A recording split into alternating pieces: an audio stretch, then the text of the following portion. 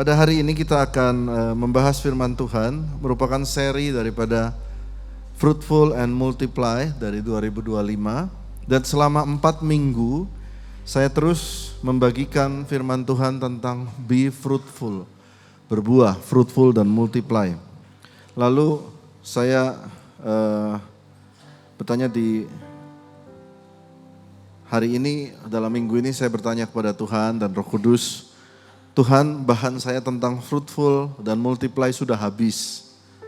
Dari semua kejadian tentang be fruitful, multiply, Ishak, Yusuf, lalu kita belajar tentang pokok anggur yang benar. Dan Tuhan berkata, kamu lupa nak, satu kata kedua yakni multiply. Jadi fruitful itu berbuah, menghasilkan buah. Yang kedua adalah pelipat gandaan. Mari kita belajar firman tidak lama lalu kita masuk perjamuan kudus tentang hal ini. Kita akan belajar Roma 12 ayat 6, mari kita baca bersama-sama 1, 2, 3. Demikianlah kita mempunyai karunia yang berlain-lainan menurut kasih karunia yang dianugerahkan kepada kita. Jika karunia adalah untuk bernubuat, baiklah kita melakukannya sesuai dengan iman kita. Setiap orang punya karunia yang berlain-lainan, beda. Every gift itu berbeda, beda-beda semua. Ada Pak Tampu Bolon, Ibu, ada Pak Steny. Karunianya berbeda.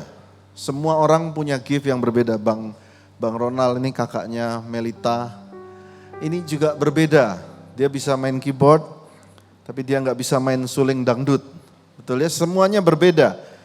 Tapi bahasa Inggrisnya menarik, saya baca buat saudara, having then gifts differing according to the grace that is given to us. Kata gifts adalah karunia, adalah pemberian Tuhan atau talenta yang diberikan menurut grace, yang grace dari Tuhan. Itu ada anugerah Tuhan. Nah, hari ini saya akan bahas 2 kata yang selama ini sering ada salah kaprah, dan kita akan membahas kata ini dari yang akan dijelaskan oleh ayat Alkitab sendiri. Yang pertama adalah kata grace, kata anugerah, sering kita nyanyikan anugerah, grace, kasih karunia. Grace ini seringkali dianggap oleh kita adalah grace itu pengampunan dosa.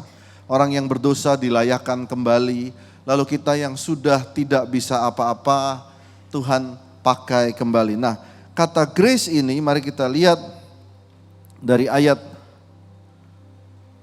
yang menerangkan, mari kita baca bahasa Inggris ya, lebih jelas. And he said unto me, my grace is sufficient for thee, for my strength is made perfect in weakness. Di sini dihubungkan, kata grace itu ada hubungan dengan strength, kekuatan. Strength atau kekuatan. Jadi grace bukan hanya melayakkan kita, tapi kata grace yang dipakai di sini ternyata ada kekuatan di dalamnya. Saya kasih lagi satu ayat lagi dalam bahasa Inggris juga. Mari kita baca sama-sama. Grace and peace be multiplied, ya, muncul kata multiplied unto you through the knowledge of God and of Jesus our Lord, according as His divine power. Dari sini kita menangkap bahwa grace itu berhubungan dengan divine power. Jadi kata anugerah itu ternyata berhubungan dengan kekuatan dan kuasa Allah. Sehingga di sini saya memberikan arti menurut dari tema khotbah pada hari ini, grace adalah atau charis ya, tadi kita bahasa Yunaninya charis, adalah kekuatan Allah melakukan sesuatu melebihi kemampuan kita. Itu di atas kemampuan kita, diberikan kuasa. Jadi talenta yang diberikan, yang unik sendiri-sendiri itu diberikan kuasa oleh Tuhan. Dia terjadi bermultiplikasi melebihi kemampuan kita. Saya lanjutkan. Tadi kita belajar tentang grace, kita kembali ke ayat yang tadi, Roma 12 ayat 6. Having then gifts differing according to the grace atau charis. Kata gifts ternyata memakai kata karisma. Having then gifts, karisma, differing according to the grace, charis. Kata karisma atau gifts, saya tulis di sini adalah talenta spesifik yang diberikan masing-masing dalam kehidupan setiap orang dari Tuhan. Jadi semuanya punya. Ada yang 5, ada yang 2, ada yang 1. Tapi semuanya punya. Bagaimana caranya gifts ini keluar? Alkitab memberikan dengan sangat sederhana. Mari kita baca 1 Petrus 4 ayat 10. 1, 2, 3. Layanilah seorang akan yang lain sesuai dengan karunia yang telah diperoleh tiap-tiap orang sebagai pengurus atau stewards yang baik dari kasih karunia. Lihat, ini semua ada di sini, kata-kata ini. Cara untuk gifts kita keluar adalah gifts itu dipakai untuk orang lain. Kalau tidak dipakai untuk orang lain, dia tidak keluar. Katakan amin. Gift saudara untuk menolong orang. Gift saudara untuk menasehati orang. Gift saudara untuk mungkin bernyanyi bagi orang. Gift saudara untuk mendoakan orang harus dipakai. Kalau enggak dipakai akan hilang. Saya kasih hal sederhana di sini. Gift saudara, talenta yang Tuhan beri. Yang pertama saudara bisa pakai untuk diri saudara sendiri. Entah itu saudara pakai untuk dagang, untuk saudara pakai untuk kerja, saudara bisa pinter akuntansi, saudara pinter perpajakan, saudara pinter online shop dan sebagainya. Lakukan itu untuk diri sendiri, untuk keluarga saudara, untuk karir saudara. Harus dikerjakan dan dilakukan. Tidak bisa Anda diam di rumah dan berkata, oh semua sudah cukup. Tidak bisa, karena manusia tidak diciptakan untuk tidur saja. Harus dilakukan. Tapi yang kedua, gifts atau karisma itu dipakai untuk kerajaan Allah. Yang pertama untuk diri sendiri, keluarga, pekerjaan. Yang kedua harus dipakai untuk kerajaan Allah. Saya tadi pagi cerita ada seorang dokter, ini di luar negeri bukan di sini. Seorang dokter, dia seorang pemilik rumah sakit, seorang dokter yang ternama. Satu waktu dia datang ke sebuah conference di gereja, lalu dia membagikan pamflet. Ya, selebaran bagi jemaat. Lalu dia bagi-bagi dan seorang usher berkata, aduh Pak Dokter, Bapak orang terkenal, Bapak orang kaya di sini. Tolong Pak, jangan dong, biar ini yang lakukan tugasnya anak-anak muda saja, jangan Bapak. Dan dia berkata begini dokter ini, biarkan saya melayani Tuhan. Saya 320 hari saya kerja di rumah sakit. Izinkan saya beberapa hari ini melayani Tuhan dengan apa yang saya bisa. Dan di situ kita melihat dia melakukan itu untuk kerajaan Allah. Katakan amin. Tapi yang ketiga, ada gifts atau karisma saudara abaikan dan lama-lama menghilang. Hilang aja. Karena saudara mengabaikan, enggak, tahu apa? Cuek, enggak. Saudara lihat, contoh saja. Saudara abaikan saja di rumah saudara, sampah. Cuek aja, enggak dibersihkan. Enggak usah tuh, wastafel, hal sederhana. Sikat gigi, odol berantakan, dibiarkan saja. 1 bulan, itu berantakan semua. Dikatakan dia akan, kalau engkau mengabaikan, not aware, itu akan menghilang. Saya kasih contoh gereja ini. Sangat sederhana. Gereja ini sudah 42 tahun melayani di daerah Boker. Ya, ini disebut daerah Boker, daerah Cijantung ini. Daerah Boker dulu oleh orang tua dipakai untuk melayani anak-anak daripada broken home. Banyak dari pekerja seks komersial, anaknya ada yang jemaat. Dipakai untuk melayani anak-anak mereka. Lalu waktu saya mengembalakan, saya pikir apa yang bisa kita lakukan gifts. Maka dari anak-anak yang ada di gereja ini kita buat lagu sederhana. Lagu sederhana dan saudara lihat di atas ini. Ada lagu Tuhan selalu menolongku. Mereka nyanyi, mereka taruh di YouTube. Gak ada jemaatnya pas COVID. Totally gak ada, saudara bisa lihat di YouTube. Saudara tahu kenapa anak-anak ini pilih lagu ini? Waktu COVID, gereja itu baru selesai pembangunan ya, Pak Edo ingat ya. Gereja baru selesai pembangunan 2020. Ditutup pemerintah, tidak ada jemaat dan mereka jadi semua percaya, semua seizin Tuhan. Kalaupun gereja nggak jalan, semua seizin Tuhan. Siapa yang lewatin COVID di sini? Semua pasti lewatin, betul kan? Siapa yang hari ini masih bisa makan sampai kenyang? Kasih tepuk tangan buat Tuhan. 16 juta views di Indonesia dan di luar negeri. Mungkin yang hadir hari ini 600, ini udah 600 sudah penuh ruangan ini. Siapa yang nonton 15 juta 999.400-nya siapa? Di situ saya bilang gifts diberikan power, kuasa oleh Tuhan, dia meledak. Lalu anak-anak coba lagi bikin, apa Pak? Coba kita bikin lagu sendiri. 9,3 juta. Dari mana?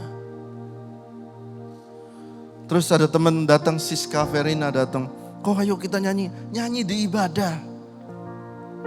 Lalu anak-anak bikin lagu. Bikin aja, yang penting bikin aja. Coba-coba mereka. Anak-anak di atas loh, anak-anak Sunday School. Taruh 2 bulan, 20.000.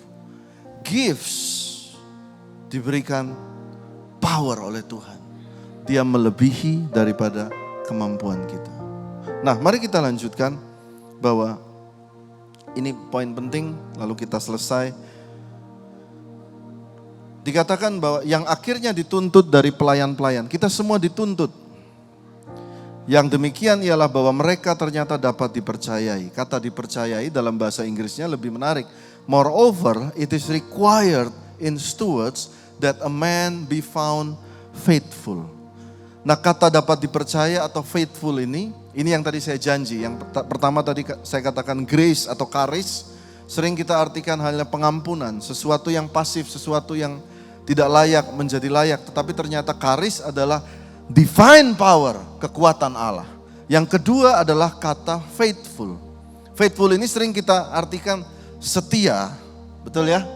Setia, dapat dipercaya, ini ada bahasa Indonesia, dapat dipercaya dan hal-hal seperti itu. Tapi ternyata ada terjemahan lain daripada faithful. Faithful itu adalah multiplikasi. Matius 25 ayat 14 saya baca buat saudara. Sebab hal kerajaan surga sama seperti seorang yang mau berpergian ke luar negeri, memanggil hamba-hambanya, mempercayakan hartanya kepada mereka. Semua dikasih. Secara cepat, ada yang dapat 5, ada yang dapat 2, ada yang 1. Yang 5 berkembang kali 2 jadi 10. Yang 2 kali 2 jadi 4. Yang 1 tetap dipelihara 1. Lalu tuannya datang dan dia berkata kepada yang 5 dan 2. Lihat ini ya, 5 dan 2. Mari kita baca sama-sama. Maka kata tuannya itu kepadanya, baik sekali perbuatanmu itu, hai hambaku yang baik dan setia atau faithful. Engkau telah setia dalam perkara kecil, aku akan memberikan kepadamu tanggung jawab dalam perkara besar. Masuklah, turutlah dalam kebahagiaan Tuhanmu. Tahukah saudara, ayat ini diulang 2 kali. Ayat 21 dan 23 sama persis. Persis. Baik sekali perbuatanmu itu, hai hambaku yang baik dan setia. Bahasa Inggrisnya faithful muncul. Dan kalau kita perhatikan 5 dan 2, saya mau tanya buat saudara, yang berkembang mana? 5 dan 2 ya? 5 dan 2. Lihat nih. Berarti kata-katanya bisa saya terjemahkan secara matematika, persamaannya seperti itu. Maka kata tuannya, baik sekali perbuatanmu itu, hai hambaku yang bermultiplikasi. Jadi multiplikasi ini kesamaan dari kata baik dan setia. Apa yang ada dikembangkan. Tugas apa yang dikasih oleh pimpinan di kantor kita dikerjakan lebih baik. Apa yang dipercaya toko kita dikembangkan. Pelayanan yang ada, Pak saya cuma melayani Tuhan. Lakukan sebaik-baiknya. Oh Pak, anak-anak sekolah minggu, anak-anak di gereja JCC Jantung, sederhana-sederhana. Saya berkata kepada tim, tidak, kasih mereka LED. Aduh Pak, sementara kita masih nyicil, kasih mereka LED, kasih makanan yang terbaik. Hari ini dibagikan es krim buat anak-anak. Just give the best, give the best. Keluarkan semuanya, multiplikasi. Dia katakan, hai hambaku yang bermultiplikasi. Engkau melakukannya dengan baik, dia bilang begini. Sementara hamba yang 1 talenta dia berkata begini. Yuk kita baca 1, 2, 3. Tuhan, aku tahu bahwa Tuhan adalah manusia yang kejam. Stop. Perspektifnya harus dirubah. Yang saudara berkata bahwa hidup ini jelek, hidup ini keras, hidup ini begitu. Hari ini saya mau berkata, saya ingat seorang hamba Tuhan berkata, ini ingat baik-baik. Saya mau saudara ingat ini, saya teringat ini. Seorang hamba Tuhan besar, seorang profesor berkata, ingat, Tuhan itu pegang kedaulatan. Betul? Ada orang yang jaga kesehatan baik-baik, tahu-tahu meninggal. Ada juga yang ngerokok sampai umur 100 tahun, tetap hidup. Ada yang berkali-kali sakit, hidup juga. Jadi saudara harus tahu, pertama, pegang ini, Tuhan itu yang berdaulat. Yang kedua, seorang hamba Tuhan ini saya sering sekali baca bukunya. Saudara harus tahu bahwa Tuhan itu kebenaran. Yang ketiga, saudara harus tahu Tuhan itu baik. Amin.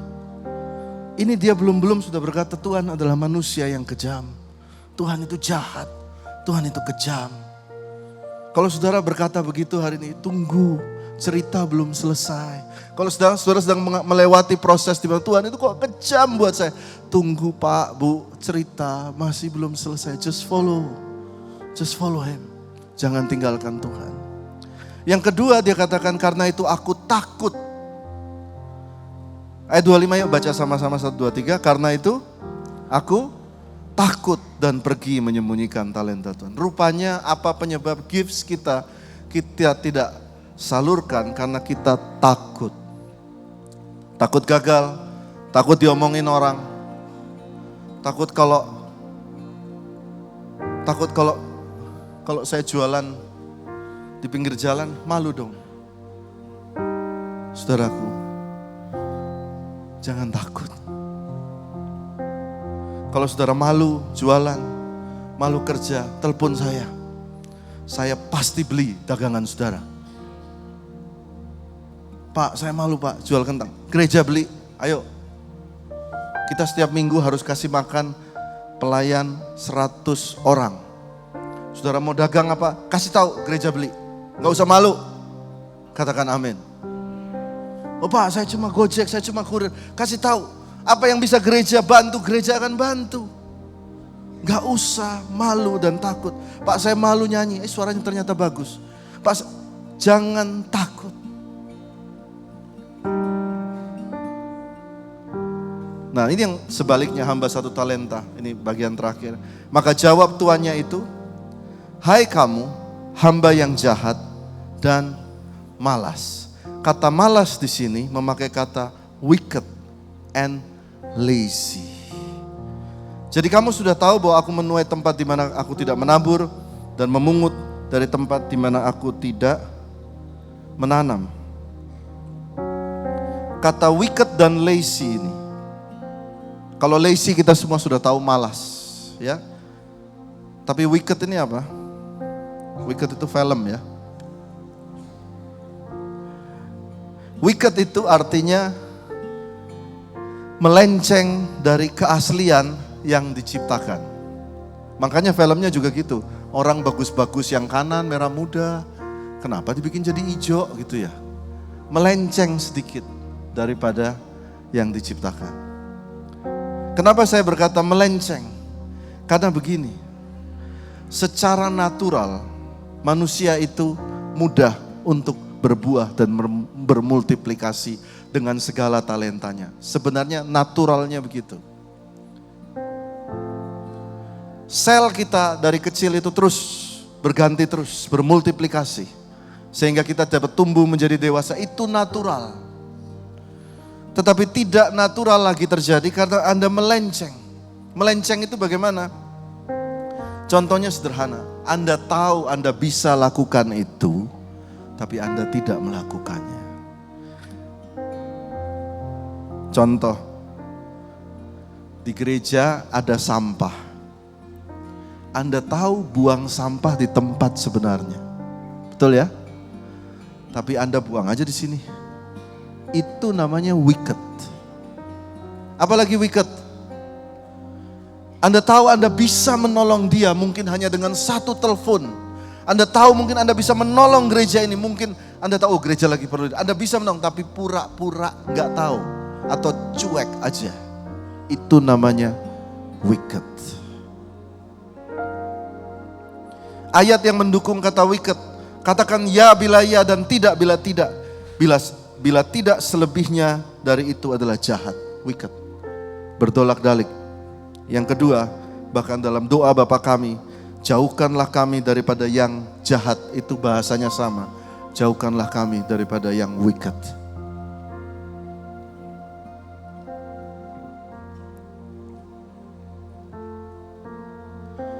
Si A 5 kali 2 10.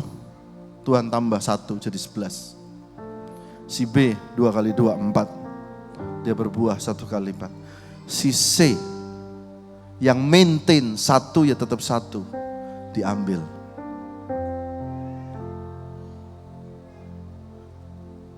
Malas berbuah 0. Hari ini kita berdoa, saya mau usir roh malas di gereja ini. Semuanya rajin ya. Amin. Bangun pagi semangat, rajin. Sehingga ibu-ibu nanti akan yakin cari cowok di gereja Yesus Jantung. Rajin-rajin semua. Malas. Dikatakan begini, saudara perhatikan baik-baik. John Bevere tulis begini. Berapa total jumlah semuanya? Ayo Bapak Ibu, kan bisa belajar matematika. Hasilnya ini total berapa? 10, 4, dan 1. Berapa hasilnya? 15 kan? Kalau Tuhan adil, harusnya satu orang 5 dong. Tapi saya mau kasih tahu, Tuhan tidak bergerak berdasarkan keadilan itu. Saya mau kasih tahu supaya saudara jangan kecewa. Tuhan bergerak berdasarkan yang mau bermultiplikasi. Yang males dinolin. Dinolin. 0. Yuk ayat terakhir. For unto everyone that had multiply, saya tambahkan.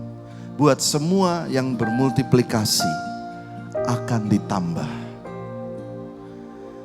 And he shall have abundance, dan dia akan dilimpahkan. But from him that had not, atau yang cuma maintain, shall be taken away even that which he had. Hari ini semua dapat firman Tuhan yang keras. Be multiply. Katakan amin. Siapa yang perlu anugerah Tuhan untuk bermultiplikasi? Kita bilang, Tuhan, I need your courage.